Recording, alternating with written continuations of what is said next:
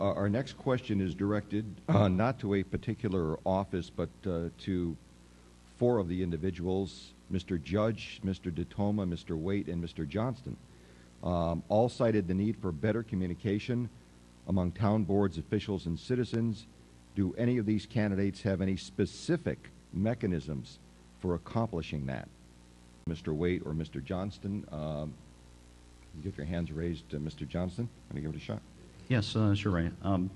Improving communications, for example, in SHELD and Town Hall has been a concern for some people. The first step is we really need to get the two groups together. I know in talking with some select board members and other people in Town Hall, we really haven't gotten the folks together frequently enough, to establish a dialogue. So that's one. Two is to integrate our information systems a little better, specifically our town website, which has improved greatly over the last number of years, but still has a little ways to go. I teach web authoring, I teach information systems, and I have some insight into improving communications. I'm a chair of the Electronic Communications Advisory Committee, which is our next step is to get town meeting members' emails and to kind of integrate town meeting members better into the information flow of our town. So I think there's some specific things in terms of upgrading our information systems and our website. More seamless integration between our different parties in town would help greatly. Thank you, Mr. Waite. You had your hand up. Thank you. Our next question for Mr. Johnston. Do you support alternative energies, and how do they relate to South Hadley? Oh, okay. Well, on a personal level, I support certainly alternative energies. I was asked to be the photographer for the Alternative Energy Conference in Springfield last fall. It's one of the largest alternative energy conferences in New England. I also, interestingly enough, in the last couple of months have invested in a very promising solar energy company as well as a wind energy company. If you like the stock market ticker after I can tell you. But so on a personal level, certainly I keep track of and have an interest in alternative energies. As it relates to SHELD, there's a number of things that SHELD are involved in now that they're looking at. I think I'm aware of in terms of some of the vehicles. For instance, they might be looking at electric vehicles or non-hydrocarbon vehicles to run their light trucks, I believe. So I certainly would want to entertain any good suggestions for alternative energies for SHELD usage. We again are not the producers of energy. We're the distributors. So from a supply side, we have limited control over what energies are used. However, the organization that we're involved in, municipal electric power kind of organization, does try to use alternative energies as suppliers of energy to SHELD. What I'm going to do is ask one more question to Mr. Johnston and then another final question for our school committee candidates before closing arguments. Mr. Johnston, this question is for you. How are you going to keep electric rates lower in South Hadley than someone else? It's an excellent, challenging question, Ray. Thank you very much for that. I would, I like to think that part of my career has been in technology planning, looking to the future. And so I kind of a person that likes to think outside the box. And relative to other people, I think I usually do if it's an area that I'm comfortable with or that I have some expertise in. I have a very good background in telecommunications planning, looking out in the future. I don't want to tell you how many years ago, I actually did very detailed technical analysis of fiber optic costs to the home and what services would be provided and who our competitors would be in terms of the cable company and actually electric company, as well as, of course, other telecommunication companies. So I've always been a person that's tried to look outside the box. And so I think that might be somewhat of an advantage over some other people or colleagues or potential opponents in races that I may have, that I enjoy that. I enjoy looking at the future and trying to decipher what technologies are going to be economically viably applied to the particular problem at hand. Thank you. And our final question this evening for our candidates, and as I said, conclude our program with final comments, our closing statements from the candidates. We began left to right, so why don't we conclude right to left? And that means, Mr. Johnston, you have our first closing statement. Oh, okay.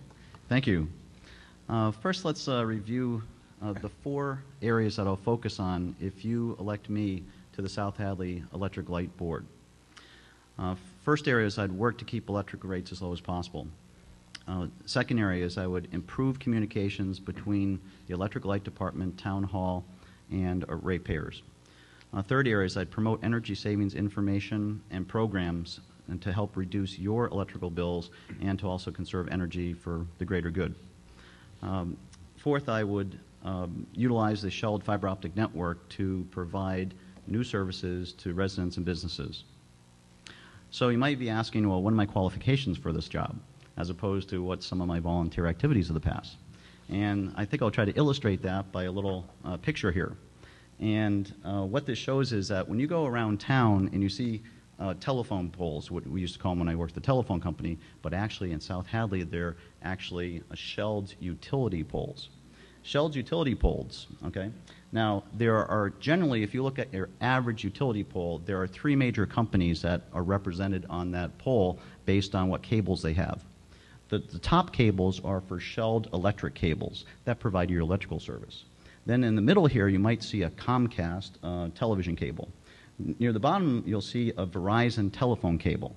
Now, in recent years, all three of these organizations are competing against each other. Now, one of the advantages I have in my professional experience is that I worked some pretty high-powered multi-million-dollar projects comparing various alternatives with the telephone company. And I've worked on multi-million fiber optic projects, for example, planning. In my volunteer work recently over the last couple of years, I've been on the Cable Advisory Committee here in South Hadley. And I was fortunately on the committee that actually hired the two people that are videotaping us tonight, who have done a terrific job, Justin Letellier and Dan Pease. And yes, please give Justin a hand. Justin is leaving us tomorrow for brighter pastures. He got a little better job offer than we could afford to pay him. He's done a terrific job. Thank you, Justin. So when you go to the polls on Monday, that is the polls, the voting polls on Monday as opposed to the polls on Monday, as you're driving past these polls, please remember that Dale does actually have experience in 2 out of these 3 business areas on each one of those polls that's in South Hadley.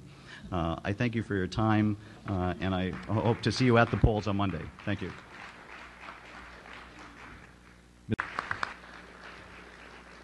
And ladies and gentlemen, I would just like to take just a moment to thank you for your participation tonight. You've been a wonderful audience. The questions you submitted were fantastic, and I appreciate your input and your help as well. I want to thank the candidates for being here this evening and for answering all your questions the best they can. You can give yourselves both a nice round of applause. You deserve it tonight. And once again, I would just like to reiterate that I'd like to thank the Know Your Town group, Martha and Joan, for your invitation to be your moderator here this evening. It's always kind of refreshing to get out of that studio, if you will, to attend a live political event like this. It's been a pleasure for me, and I hope everything went well for you tonight as well. Thank you very much, and I'll bring Joan back to the microphone. My biggest thanks also go to the candidates. I honestly think that this is one of the best candidates nights that we've had in terms of the quality of the discussion that's been generated and the ideas that have come forward and the way things have been expressed. No one can appreciate what it feels like to sit at that table unless you have run for office yourself. And I know I say this almost every year, but it's absolutely true. You just don't know what it feels like to be there and have questions thrown at you, not knowing, not having any idea what these questions are going to be. And so I thank every one of you for taking the time to serve the town, to run for office, to do the really hard work that is entailed in doing that. Thank you.